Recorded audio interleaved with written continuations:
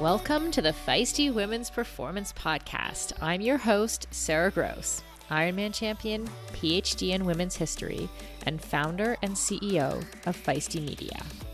I started this show because I wanted to cut through the BS of diet culture and fitness culture and actually learn from high-achieving women at the top of their game who have figured out how to feel and perform their best at every stage of life.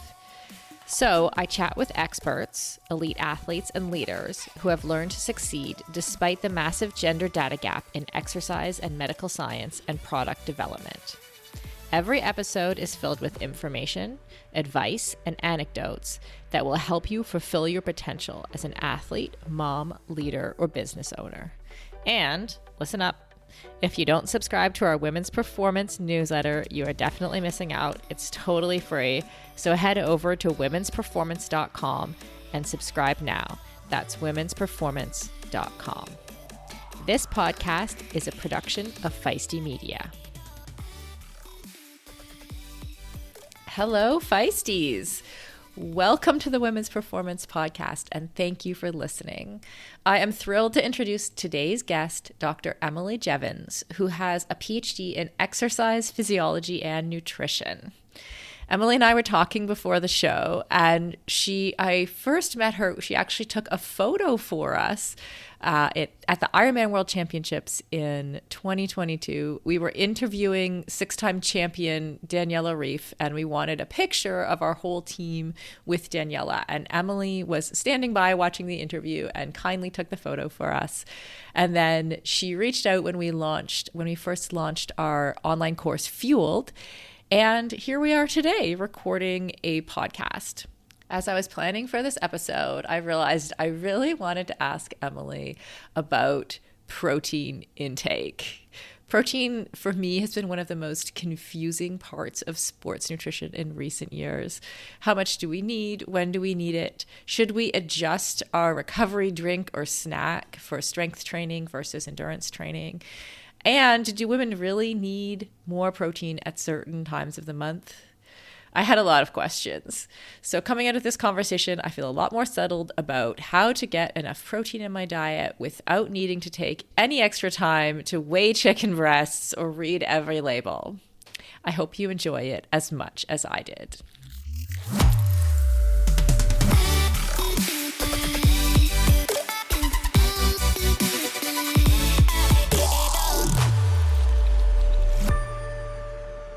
Emily, hi. It's morning here, but good afternoon to you. How are you? Good afternoon here. I'm good, thank you. Very, very cold here. I don't know about you guys. Yeah, it's happening. It's actually fall, unfortunately.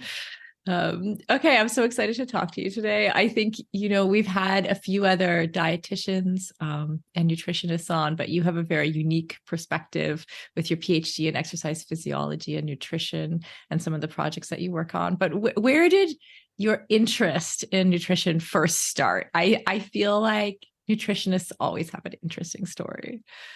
Well, that is the interesting question. And to be honest, I wish it had come sooner. I wish I knew it was a career option when I was younger than I did. Like, I wish I'd studied it directly at university. I still did, but I kind of went a bit of a different path. Originally, I wanted to do something in sport, like most girls who've done some kind of sport, but I didn't want to be a PE teacher or coach. So I did sports science. And I remember in a first year lecture, there was one of the lecturers, Professor Graham Close. He took a session on carbohydrates, and I was like, wow, that was so interesting. Like, instead of wanting to go out drinking, I was like all in on the nutrition content. And I'm not gonna lie, I was rubbish at it. Like, on paper I was really interested, went to all my lectures, was like proper keen, but I just really didn't get the grades. But it really did spark that interest. But then I worked really hard, and long story short, I spent a lot of time working with academics to try and get the academic side down, and then somehow ended up going into doing a PhD in exercise physiology and nutrition. So I definitely turned it around, but it was just that one lecture really sparked that interest. I wish I'd known about it when I was even younger though, because I probably would have studied dietetics or nutrition first of all, rather than sports science.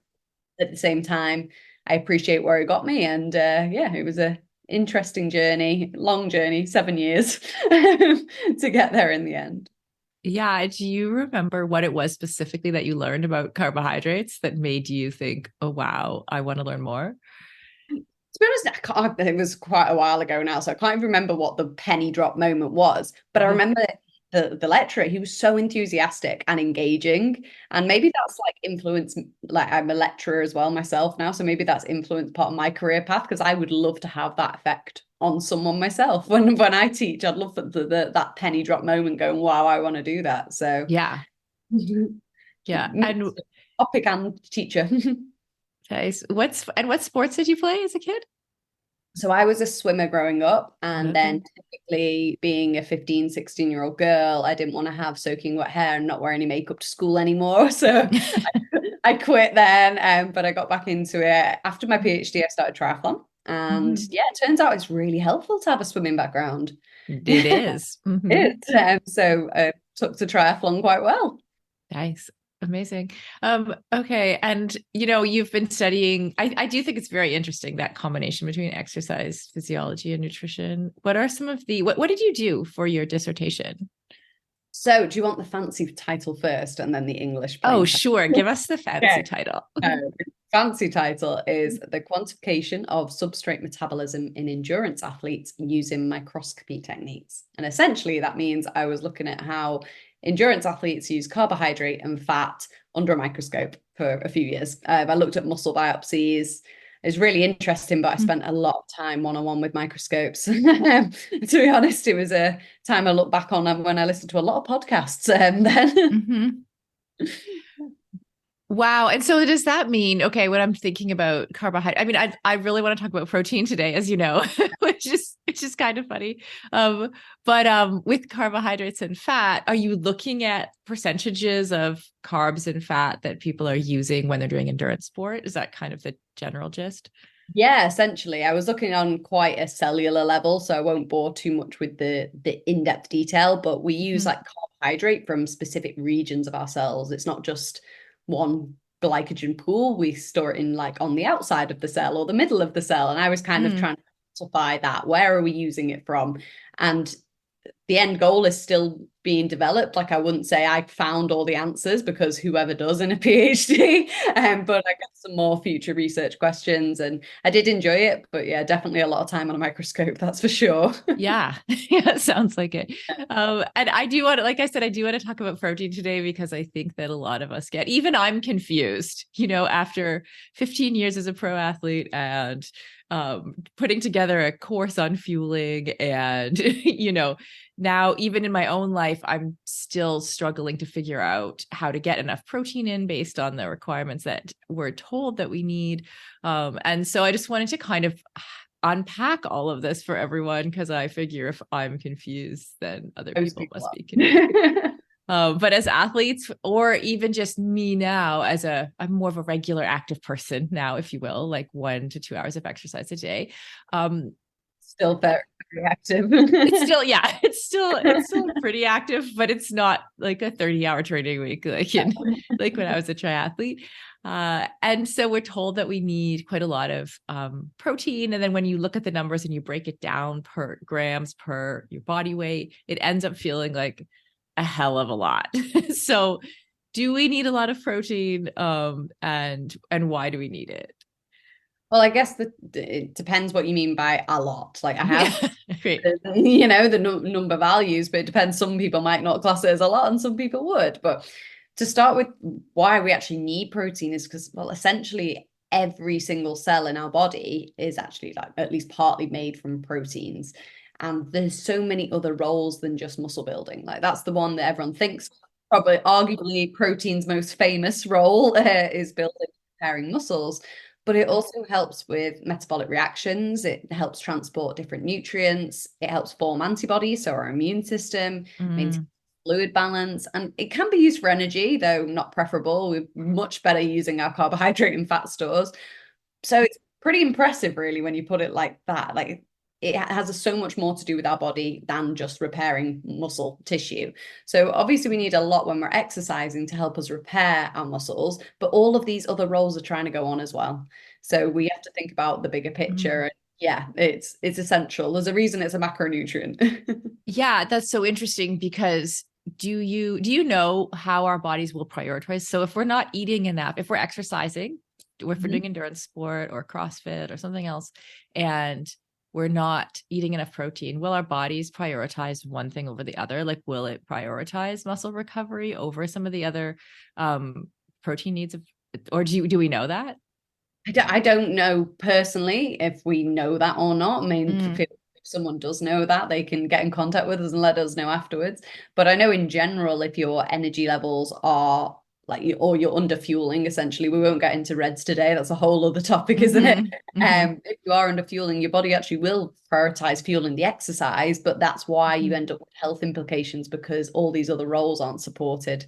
So I don't know if there's a hierarchy on which roles are affected in which order, but under fueling will essentially, like, your body will try and compensate for exercise, but it will affect your health as a consequence. Yeah. So let's talk about endurance athletes for a minute. How much protein do endurance athletes need, do you think? And does it matter how much we're training? Does the scale slide? The golden question. Well, first of all, let's think about the general population. I mean, I know the UK guidelines, but I think it's pretty similar across the world, especially in the US as well, as like about 0.8 grams per kilogram of body weight. That is what most people are meant to consume. Whether they do or not is a good question. But if you're an endurance athlete, it tends to be 1.2 to 1.4 grams per kilogram body weight, but it might be a bit higher if they're doing really prolonged or high intensity endurance exercise. So more along your Ironman like training block, you might want to increase that a little bit further. Or if you're training in a low carbohydrate state as well, that might cause more muscle damage. So you're going to need to increase your carbohydrate, your protein as a consequence. For building and maintaining muscle mass, so more of your strength-based athletes, it tends to sit around 1.3 to 1.7 grams per kilogram. Interesting. That is a lot. Sorry. It's a bit more. But so, for example, if you weighed 70 kilograms and you're doing lots of strength training, you'd need like 91 to about 119 to 120-ish, I think, if I'm trying to do the maths. Yeah. Protein, which sounds like a lot, but over a day, it can be doable. And especially if you want those strength goals, it's important to think about. Yeah. Can you break that down a little bit for us? Because I know sometimes the numbers just kind of, especially if we're used to, like we are here in Canada and the US, to counting our body weight in pounds, for example. And so suddenly it's like there's calculations on calculations. But what does it look like, first of all, for those? Like, let's just stick with those three demographics, like the general person, the endurance athlete, and then the strength or CrossFit athlete. What is their protein intake actually look like in terms of like a chicken breast at lunch and eggs at breakfast? How can we conceptualize it?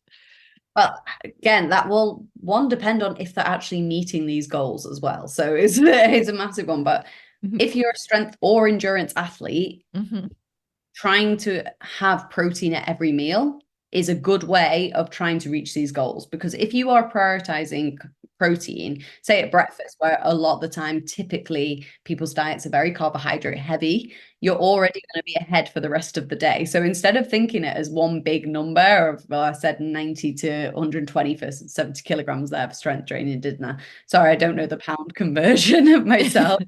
But say they're after that, if you're already getting 30 to 40 grams in your breakfast, that's already going to be like a big bulk. So if you had eggs with, I don't know, some seeds on toast with something else, maybe some avocado, some healthy fats, probably one of my favorite breakfasts, to be honest, you're already going to be starting your day with a load of protein. Right. So for your lunch, depending on your habits, but you might have some chicken or something, or tofu if you're vegetarian or vegan. And then your dinner, no one really struggles to get protein at dinner normally from typical stereotypical eating habits. But then sometimes you might want to have a high protein snack as well. So this is why your protein bars come in. And sometimes people have protein shakes. We'll probably come back onto supplements maybe later on whether it's necessary. We can revisit that shortly. So there are lots of different ways to increase your protein intake, but importance is just trying to spread it throughout the day so it doesn't feel as overwhelming, and consciously making an effort to eat foods that you know are protein sources. So even beans on toast for your breakfast, you know, I mean, you can really jazz that up if you go on. I've got a really good recipe to make beans on toast, the most extra thing you've ever tasted. And you'll never see beans on toast the same again, I promise you. But, so consciously picking foods that you know are protein sources is the first step, and then you can start to quantify it. Mm-hmm. I think a lot of people do get overly obsessed with the numbers sometimes as well. Mm-hmm. Remember that day to day your needs will change. If you've not had a really hard training day, then you might not need as much protein, but if you have a really hard training day, just make sure you're thinking about that in advance. Don't think just after the session. You should have been thinking about it before as well. Right. I really like that as a first step. So instead of, having to convert the numbers and pounds and grams and kilograms, to just say, okay, to look at your meals and go, okay, how am I getting protein from all of these meals and even snacks, right? And if you can increase that a little bit, then you're probably going to have a positive effect. Exactly. And although as a scientist and the numbers are really, really important, I used to work for the eating disorder charity for the UK. It's called BEAT. And because of this is why I kind of move away from the numbers a little bit and look at what we can actually do as an individual. So we're not becoming obsessed with numbers, because it can have a negative effect on our mentality around food. So yeah, that's probably where my approach comes from. Right. And even as for myself, as someone who, training and racing used to be my job and it's not anymore. So it's probably, number 5 on my list in terms of priorities, like my family, my, my current job. There's lots of things that come ahead of training and recovering. Right. So I actually want that process to be simple, even though I do want to improve and make sure I'm fueling myself properly, which obviously has a knock-on effect for life. I still want it to be simple, So in that case, just make sure you're trying to have protein with every meal. Don't focus on the numbers, and just, have I got a protein source in this meal? Yes or no? That's a good way of looking at it. That's your starting point. Building muscle can be tough, and gains can be so slow, even for those of us who do a lot of strength training. As an ex-endurance athlete who is now in perimenopause, I know this all too well. It can be frustrating to put in the time in the gym and not see the results I'm looking for. That's why it's super important to take the right supplements at the right time. One of those supplements is essential amino acids, which are needed to trigger muscle protein synthesis. Muscle protein synthesis happens when you eat high-quality protein, like eggs or whey. And by supplementing with additional essential amino acids, you can make sure you are getting the full benefit of your training sessions. Targeted essential amino acid formulas can be up to 4 times more effective than just eating protein. I've been taking amino acids for almost a year, and in combination with eating quality protein and a couple other supplements, I have managed to turn the tides on age-related muscle loss, which starts at 30 for women, by the way, and I have continued to make strength gains as I head towards 50. AminoCo has been a long-time sponsor of Feisty Media and has supported all of our brands and podcasts over the years. I recommend starting with AminoCo Perform, and you can grab some at aminoco.com/performance. If you enter the code PERFORMANCE, you will save 30% and receive a free gift if it is your first purchase. Give it a try and let me know how it goes. That's aminoco.com/performance and use the code PERFORMANCE to save 30%.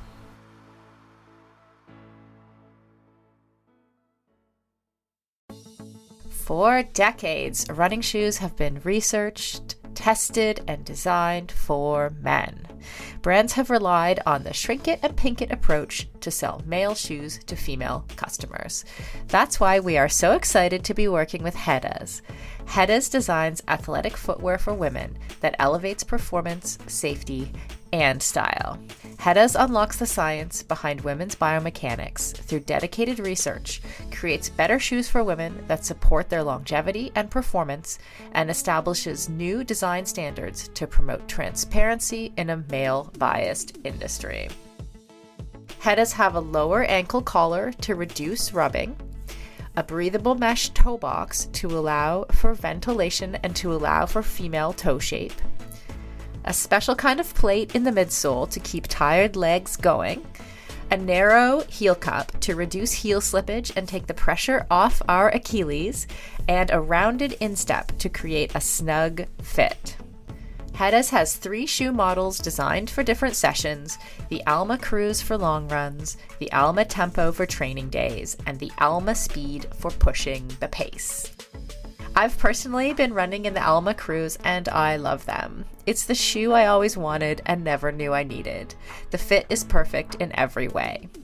You can get your own pair of Hedas at hedas.com and use the code Feisty20 for 20% off. That's Feisty20 at hedas.com, and it will all be in the show notes. As we head into summer, rest and recovery are critical for improving sports performance, reducing stress, and living a long and healthy life. We should all invest in better sleep. So, think about the thing you lay your head on for 8 hours a night. If it's not exactly right for you, it can lead to needless tossing and turning, or worse, have you waking up with an unrelenting kink in your neck. My new Lagoon pillow has helped me improve my sleep immensely by pairing me with the performance pillow that has everything I need. So I personally was matched with the Otter pillow. Shout out to Team Otter, which I love because it has a gentle cooling effect. And I was able to choose how much stuffing I wanted in it, which is super important to me because I'm doing a decent amount of CrossFit these days and my shoulders are kind of creaky. So having a pillow that is stuffed just to the right height keeps my neck and head in exactly the right position and comfortable for the entire night. And as of fall 2023, Lagoon launched their 100% mulberry silk pillowcases. It's cool to the touch, buttery soft, and great for your skin and hair.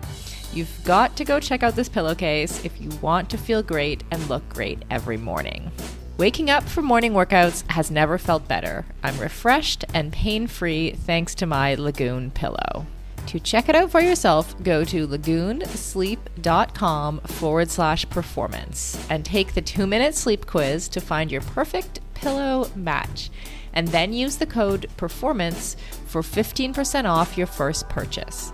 That's code PERFORMANCE at lagoonsleep.com/performance, whole 15% off, and the link is in the show notes. You can just click through there.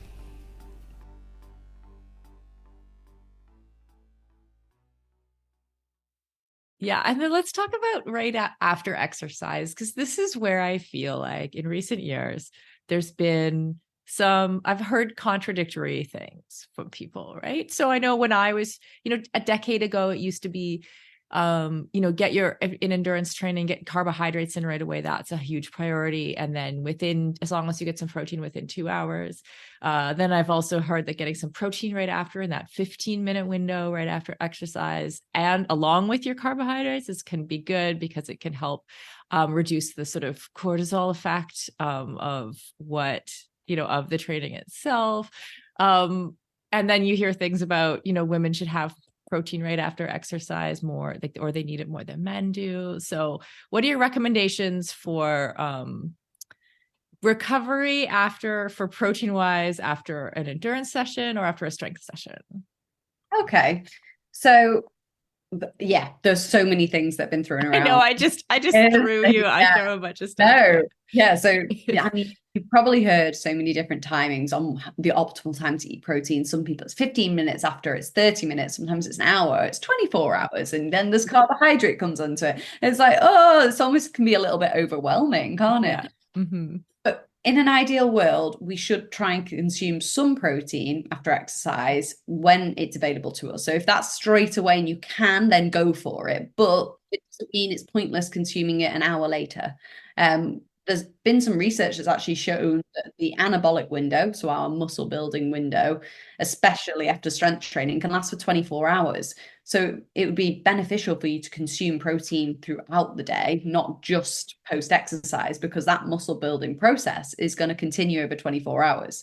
So you need to still be continuing to eat, which again comes back to what we were saying of have protein at every meal, but do prioritize consuming regular amounts of protein evenly throughout the day. But also, if you are exercising, if you can get something in, then that'd be great.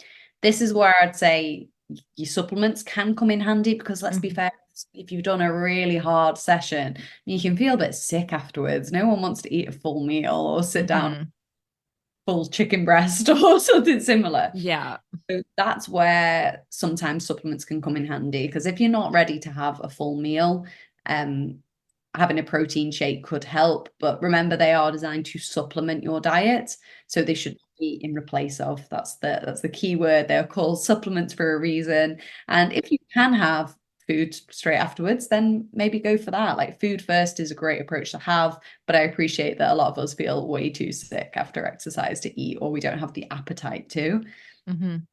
Carbohydrates come into this as well. We obviously want to replenish glycogen stores unless you're on a specifically supervised low carbohydrate training program that you might be following. Some people are, but if you're not, then you want to replenish those glycogen stores as well. And consuming these together can be really beneficial. You know, you're not going to damage your muscle building capabilities if you're consuming carbohydrate. It doesn't work like that. We want to replenish and look after our bodies. I can imagine a lot of the listeners do quite a lot of training, and therefore it is important to just have them both. And also hydrate. Make sure you hydrate. Don't forget about hydration post exercise. We do, not just during. Right. Totally. I'm also thinking about percentages of carbohydrates versus protein in that post. Like, so let's say I'm taking a supplement drink, because a lot of protein powders just come as pure protein. Yes, so right? it depends on the brand. But I don't know. Am I allowed to name specific brands or not? I don't know if it comes across as I know of a specific brand where their recovery drink is designed more for endurance athletes, and that is both carbohydrate and protein for that reason. Right. I guess it depends on the specific company you're looking at and their target audience. Because you can have ones that have carbohydrate in as well for that reason. But percentage wise, I don't know the exact percentages or if there is any, golden numbers, but just trying to get a source of both. I mean, if you have a protein bar that's actually made of food, then it can contain carbohydrates as well anyway. Instead of just your protein shake, which might be protein heavy rather than both. And is there a difference between, because now, sometimes, and I know a lot of people listening will do pure strength training. Like, they might have a session that's just in the gym, right? Should that, whatever they're drinking or eating immediately after that session, should it look different to what they might drink or eat after a run or a bike? Yeah, I'd say, although you still want to prioritize recovery of your glycogen stores post strength training, it's more important for after your endurance training, because you're going to be a lot more carbohydrate heavy. It's like the protein recommendations that I mentioned before. It is a little bit higher for strength training, so you are going to kind of side more on the protein for post strength training, and then the endurance should be both protein and carbohydrates, a bit more important to consider them both. Hopefully that makes sense anyway. Yeah, it totally does. And then does that remain true throughout the day through our meals? So if we're doing more strength training based on what you said earlier about the grams, per body weight, it seems to me to make more sense that you would have more protein in your meals if you were a strength-based athlete. Yeah, it depends on the level of training you're doing, but yeah. And what about vegans? Let's talk about vegans. And again, this is something I've heard answers all over the map. You hear people who say, oh, it's almost impossible to get enough protein in if you're a vegan. You have other people who say, no, I recover better, and it's much better. I feel much better. So how do vegans get enough protein in, and do they really have to worry? It's possible. It is. You can be an athlete who is vegan. We know lots of plant-based athletes that are really successful. And I think those who say it's not possible are really behind the times. I mean, personally, I'm not vegan myself. I'm lactose intolerant though. So I kind of eat a lot of vegan foods, especially when I'm out, because I know it's safe and I know I can eat it. So although I'm not, I do have quite a lot of vegan food anyway. So you can get enough protein to recover on a plant-based diet, but in general, they are lower in protein than omnivorous diets. But again, it doesn't mean that these protein requirements aren't attainable and they can't be met, but forward planning is usually needed a little bit more. So most research has shown that as long as a variety of plant-based sources are being consumed and your energy requirements are being met, most athletes are able to meet these additional demands. So this lower anabolic effect that you have from plant-based protein can be overcome if you're consuming large amounts of it. Again, eating a variety to ensure we get a range of different amino acids, and including plant proteins that are rich in leucine, in particular, one of your essential amino acids that you need from your diet. So like tofu, lentils, beans, nuts, and seeds are all quite high in it. And it's just, it's one of the key drivers of muscle building, let's say. Right. And so do you think that vegans or vegetarians even need a supplement, protein supplement? It depends on their lifestyle and whether they're hungry or not afterwards. I'd say it's the same rules apply to what I was just saying about consuming protein after exercise, regardless on your dietary requirement. Let's say you still might feel sick after exercise and not want to eat a massive bowl of tofu.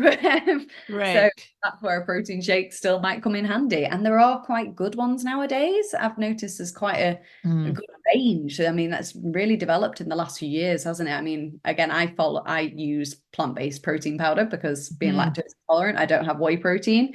So yeah, it's great. There's so many different ones out there now, isn't there? Yeah, exactly. I kind of react to whey, and I don't know if I'm intolerant to dairy in some way. I'm also celiac, so in some ways I don't want to know, but I just kind of avoid it. That's a lot to take on board, isn't it? It is. It's like, I don't want to know. I'll just still have cheese occasionally. It's fine. But yeah, I also use a vegan protein powder, and you're right. It's been much easier to get a quality vegan protein. I can just buy it at the supermarket now, which is amazing compared to 10 years ago. So much better. As a lifelong runner and triathlete turned CrossFitter, I am stoked to announce that the athletic eyewear brand Tifosi Optics has joined us as a partner here at Feisty Media. Tifosi sports glasses hit all the marks for athletes. They're shatterproof polybicarbonate, so the lenses not only reduce glare, but also offer scratch resistance, which I 100% need. They stay in place when you are moving. The hydrophilic rubber nose pads actually get more grippy the more you sweat, so they are secure and don't slide down your face even when you're running in hot conditions. No matter what sport you do, Tifosi has shades for you. Whether you love tennis, fishing, pickleball, running, cycling, or just hanging out on the beach. They are super reasonably priced, which I love, so I can have multiple pairs that go with any outfit. And of course, Feisty listeners get a special discount. So head on over to tifosioptics.com and use the code FM20. FM as in Feisty Media to get 20% off your order. That's FM20 at tifosioptics.com. I'll put a link in the show notes to make it easy for you. Endurance sports should be accessible to everyone, right? That's why we are so excited to be partnering with Motive. Motive is one of the fastest growing training apps in the world today, with thousands of amateur athletes signing up every month and a nearly perfect 4.9 star rating in the App Store. You are not a template, and your training plan should not be either. Prepare for running races, triathlons, cycling events, duathlons, or swim runs, however your season schedule shapes up, and get training written by some of the best coaches in the world in each discipline who know what it takes to help amateur athletes reach their goal on race day. The app takes the training written by those experts and then creates the most optimal training plan for your schedule, abilities, and goals. Plus, the training is fully customized to your race schedule. how much you can train each week, your current abilities, and the goals you want to achieve in your race. You can use the app for free as long as you want, or get all the upgraded features from the app for just $19.99 a month. But as a Feisty listener, you can sign up at mymotive.com and use the code Feisty for 2 months of full premium access. That's right, you get 2 months of premium for free. So you quite literally have nothing to lose. So head over to mymotive.com, mymotiv.com, and use the code Feisty, Feisty. And on a personal note, I know the founder of Motive, and he is driven to make triathlon and all endurance sports more accessible for the athletes who care about their performance, but who aren't quite ready for a full-time personal coach. If that sounds like you, definitely try the app for 2 months for free. You literally have nothing to lose.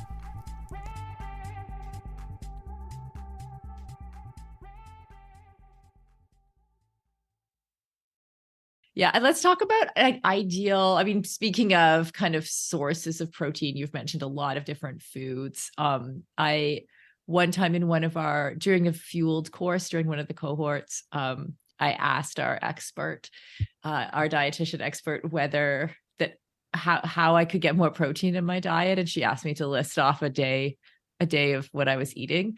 And essentially she's like, yeah, bacon and charcuterie, some of the things that I was taking in. She's like, you might be satiating yourself a little bit with fat and therefore not able to shift to more protein, which I thought was quite funny. But what are some of the best protein sources we could take in to help us recover? Ooh. I mean, it's a good question, really, because I think a lot of it comes to people's preferences, but the best ones are just high quality. And by what I mean by high quality protein sources is the amino acid profile. So we want a lot of the essential amino acids that our bodies can't create. Mm-hmm. And different foods are rich in these. So like milk and eggs are quite high in essential amino acids, which are great. So they'd class as high quality proteins. But also the ones I mentioned that are really high in leucine are also really helpful. So like your nuts, your seeds, your beans. I wouldn't say there's a golden piece of protein, because again, some people might need a bit more fat in their diet if they're lacking it in other areas. I mean, you can get like really lean chicken breast, can't you? Or you can get chicken thighs with a little bit more fat. It's people's personal preferences. But yeah, it's about the amino acid content, really. That's what classes it as a quality diet, high quality protein even. And in relation to feeling full, like you just mentioned, you might be feeling a little bit more full from like fat sources. Protein's actually more filling than carbohydrate and fats anyway. So if you're increasing your protein intake, in theory, according to the science, you should feel fuller throughout the day because you're more depleted. And it actually takes longer for your body to break it down. So we have what's called the thermic effect of food. Have you heard of that before? Yes. Mm-hmm. Yeah. So protein actually takes more of our energy to break it down. So it has a higher thermic effect of food. That's what we call it. So it takes longer than carbohydrates and fats, which is why we feel fuller for longer, because it takes more energy up. Yeah, no, that makes a lot of sense. I think that's great. I think we've come up with a number of things that people could just act on right away. Yeah, I think the protein intake throughout the day is probably one of the key things that I want to drill down, just because it's really simple to actually do without focusing too much on the numbers. But like some researchers from, I think it was the University of Texas, I can't remember the exact reference off the top of my head, but they found by distributing 30 grams of protein at breakfast, lunch, and dinner, so really equal amounts throughout the day, they had, I think it was 25% greater muscle protein synthesis, which is the fancy word. That's a lot. The muscle building in comparison to a meal pattern where they had most of their protein at dinner with really small amounts at breakfast and lunch. So it's like that timing throughout the day is probably the key thing I want people to take away from this. And yeah, don't get too obsessive on the numbers. The numbers are there and the science is there. But if you can prioritize consuming a bit more protein with every single meal instead of being like being heavy, it will make a huge difference. Yeah. Did you say 25% better muscle synthesis? Did I hear that right? Yeah. That is a lot. I'll try and find you the exact reference and email it, because then you can add it the notes or something Right. of your study podcast even. Sorry. Yeah. I mean, all of that, that's a lot for just sort of swapping out an omelet for your breakfast cereal or, whatever that looks like. That's it. And in general, we should always try and consume foods that we can make ourselves as well. It's always just general nutrition, better for health when we can. Mm-hmm. One last question I wanted to ask is about women's hormones and The protein. Are there minefield. right? Exactly. Just a small question to toss out. Uh, Are there certain times a month we should be eating more protein? So in theory, yes, there Okay. is in theory. But just before we go into that, Mhm. it's interesting because there's actually a research article that's been released. It was in 2022, so last year, which was like quite a good systematic review that looked at fuel in the female athlete carbohydrate and protein considerations. I think it was more et al, like MOORE, from 2022. And they actually specifically state 1.2 to 1.5 grams per kilogram of body weight in four to five meals a day Whoa. would be best for females. So like almost like more spread out. So Mhm. although the actual 1.2 to 1.5, that boring number, is not too dissimilar, but they're saying more like 4 to 5 meals would be quite useful. So that would be where you'd have it more in your snacks. And maybe Right. that would seem a little bit less overwhelming than three big amounts. I don't know. Yeah. Interesting study anyway. Again, I'll link you that one so you can put it in the notes or whatever for people who are interested. Yeah. But in relation to our hormones, Okay. yeah, it's a bit of a minefield. And I think there's a lot of researchers and scientists, it seems to be almost like two sides of Mm, period is like it really affects our training and everything is affected by it. And then the others are like, actually, hang on, no, everyone's been performing fine for years, no matter where they are. And I guess it's where people sit on that fence. I'm kind of more to the side of people can perform, and that's what we're being told, although there is effects on metabolism and there is mhm. effects on appetite, which I'll come on to in a second. But people can still perform. If you look at the actual data, they're still hitting their PBs. Like Paula Mm, Radcliffe set like a world record famously whilst on her period mhm. back in the day. So I think the hormones are a minefield, but make sure if anyone's interested in that they read a lot because there's so many mixed opinions. And I wouldn't say it's a right or wrong. It just depends who you're listening to. I'm not going to Mhm. name names, Mhm. but definitely the research is saying that we can still perform. It's more of a perceived effect on how we feel. So it's more about trying to optimize how we feel. Now, coming back to the protein side of it, should we be eating more protein at different times of the month? In theory, yes. This is because with the luteal phase, so the second half of your cycle, your progesterone levels are quite high. That's where it shoots up. And progesterone is a catabolic hormone. And by this, I mean it prioritizes, like, well, I wouldn't say prioritize, encourages muscle breakdown rather than muscle building. Mm, Estrogen is the opposite. Estrogen is an anabolic hormone and encourages muscle growth. And that's more in the first half of your cycle. mhm. But our bodies are really, really clever. And we Mhm. do have little compensatory mechanisms that kind of can make up for this. So, Mhm. for example, during our luteal phase, when our progesterone is higher, our appetite actually tends to increase because we Okay. have increased hunger from our increased metabolic rate. Mhm. This means we're eating more, so we're actually quite likely to just be eating more protein as a consequence because we're eating more in general. Mm, It might not be needed depending on what you're eating, but be mindful of it. Make sure you're consuming protein in that phase. But again, as I said, your body's really clever, so it's causing these other things to make you go, "Oh, I need more food," because you want more protein. So yeah, it's clever. yeah, I love that. I love the body's really clever. And I think that sometimes we've been almost culturally encouraged to stop listening to our body's cues, in particular around hunger and things like that, because of diet culture and, the way that being skinny, quote unquote, has been on vogue for so long, and I think we're kind of coming out of that very harmful phase for women. But that sometimes we're left not trusting ourselves, our bodies, our hunger cues, and things like that. So actually, I think that even just knowing that information, like knowing that yes, like hormonally, we probably do need more protein or more fuel in general in the second half of our cycle in the luteal phase. And then like you're getting a cue that you're a little hungrier, you find you're eating a little more, just to be able to go, okay, now I understand why. And, and I'm going to just listen to that clever cue from my body, Yeah, right? exactly. It's the human body is fascinating. Like it really Mhm. is. I find it so interesting. But yeah, so that's kind of how I see what we should be doing with the menstrual cycle anyway. Listening to your body and just keep it in mind, learn about it. So be mindful. Mhm. Yes, I might need more protein or in this phase. So maybe I should be prioritizing it in my diet a little bit more because I forgot about it before. That's Mhm. fine. But yeah, making a note of it. Yeah. Yeah. Looking for trends, tracking our cycles a little bit, figuring out what we need. I think that's really, like you said, we're kind of at the beginning of the research around how much that our cycle does actually affect us day to day and our training. So until while the scientists sort it out, I'll leave that to you Yeah, to figure that out. there's definitely like two teams at the moment. Yeah. So Oh, I know.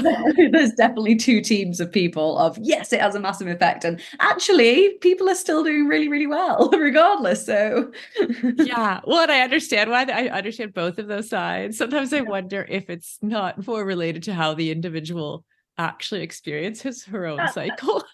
perfect. No, that is it. That's exactly it. It's so much down to individualization. But Mhm. some people might benefit from changing their nutrition or their training around their menstrual cycle, but other people really won't. They won't notice any different. And that's fine. So yeah, I think yeah, that you're completely right there. I mean, I feel quite lucky. I don't notice any effect. I just crack on. and and there we go. So I think it varies. It's interesting. Yeah, I used to notice a quite big effect right before my period, like that slump, And I do wonder now, especially like looking back to when I was training as a professional athlete, like would I have benefited maybe even just from something simple like eating more, like we just talked about during that phase, or was there something that just I could have tweaked a little bit, not necessarily a huge thing. And I think that when we look at the two sides of that debate around our cycle, the one side they both go too far at the fringes, right? So it's like way Yeah, too that's far down why I the think road. I sit in the middle. I definitely say I sit in the middle. Yeah, for sure. Like if you're planning your entire life around your menstrual cycle, I mean, maybe, if you feel, if you feel good and healthier that way, then sure. But that feels extreme to me, but on the other side, to just continue to ignore and say that that's not affecting, our menstrual cycle isn't affecting our performance and in our exercise performance at all also seems like too far, right? Individuality is key. That's what the take home is there. The only thing that I would definitely want to finish on is a lot of people think, oh my God, I just need to eat endless amounts of protein then. And that's not the answer because more protein actually isn't better, like as in the really large amounts. So I think some trained athletes are consuming like 2 to 3 grams per kilogram of their body weight, which is way more than what all the numbers I mentioned before. Like 2 is like the highest of all the strength training.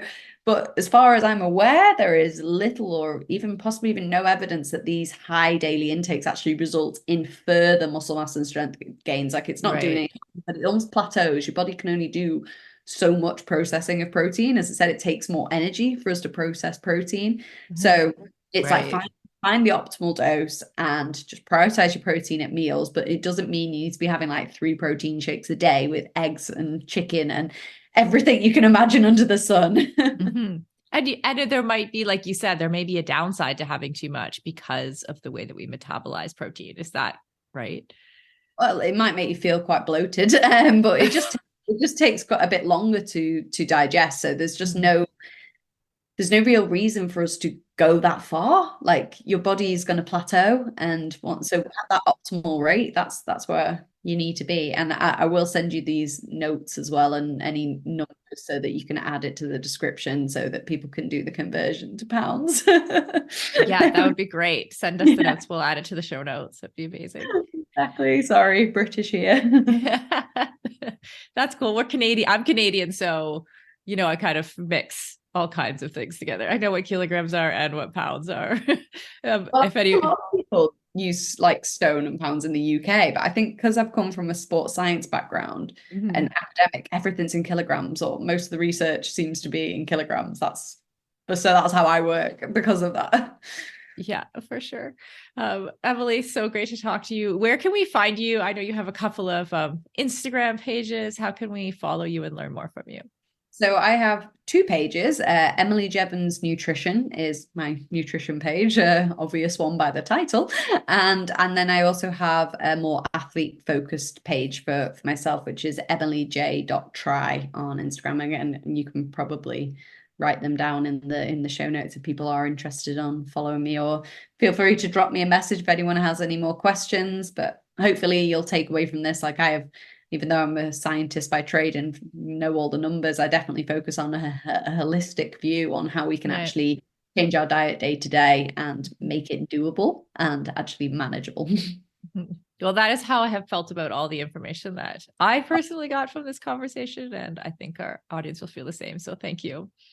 No problem. And it's been lovely to chat to you. It's lovely to chat to you too.